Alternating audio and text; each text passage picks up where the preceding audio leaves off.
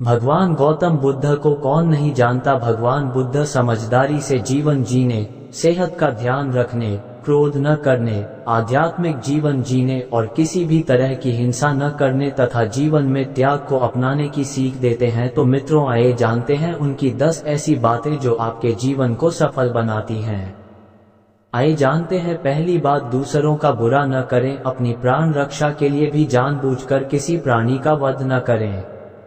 जहां मन हिंसा से मुड़ता है, वहां दुख अवश्य ही शांत हो जाता है। आइए जानते हैं दूसरी बात, सत्य के बारे में 3 चीजें ज्यादा देर तक छुपी नहीं रह सकती। वे हैं सूर्य, चंद्रमा और सत्य।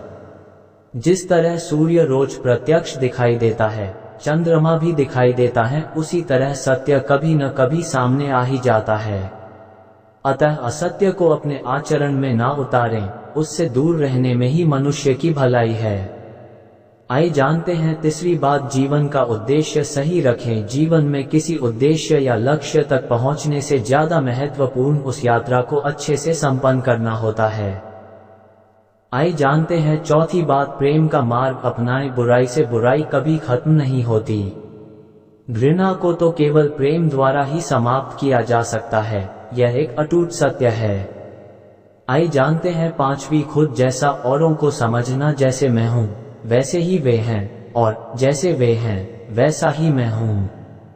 इस प्रकार सबको अपने जैसा समझकर न किसी को मारें, न मारने को प्रेरित करें। आइए जानते हैं छठी बात, स्वयं पर विजय। जीवन में हजारों लड़ाइयां जीतने से अच्छा है कि तुम स्वयं पर विजय प्राप्त कर लो। फिर जीत हमेशा तुम्हारी होगी, इसे तुमसे कोई नहीं छीन सकता। आइए जानते हैं सातवीं बात, दूसरों को सुख दे। मनुष्य यह विचार किया करता है कि मुझे जीने की इच्छा है, मरने की नहीं। सुख की इच्छा है, दुख की नहीं। यदि मैं अपनी ही तरह सुख की इच्छा करने वाले प्राणी को मार डालूं तो क्या ये बात उसे अच्छी लगेगी? इसलिए मनुष्य को प्राणीघात से स्वयं तो विरत हो ही जाना चाहिए। उसे दूसरों को भी हिंसा से विरत कराने का प्रयत्न करना चाहिए।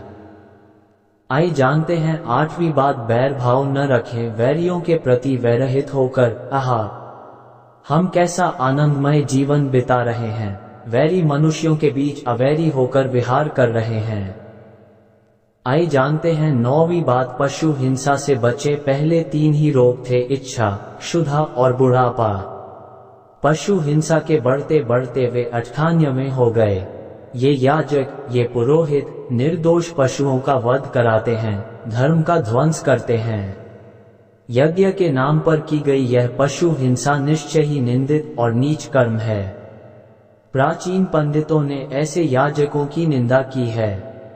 आइए जानते हैं आखिरी और 10वीं बात, चर्म धारण न करें। भगवान बोले, भिक्षुओं, महाचर्मों को, सिंह, बाघ और चीते के चर्म को नहीं धारण करना चाहिए। जो धारण करे उसे दुकट, दुष्कृत का दोष होता है। मित्रों, यदि वीडियो अच्छा लगा हो तो हमारे इस वीडियो को लाइक और शेयर करें। यदि आप हमारे YouTube चैनल पर नए आए हैं तो आप हमारे YouTube चैनल को सब्सक्राइब करें और बेल आइकॉन को प्रेस कर दें, जिससे कि हमारे नए वीडियो का नोटिफिकेशन सबसे पहले पहुंचे आप तक।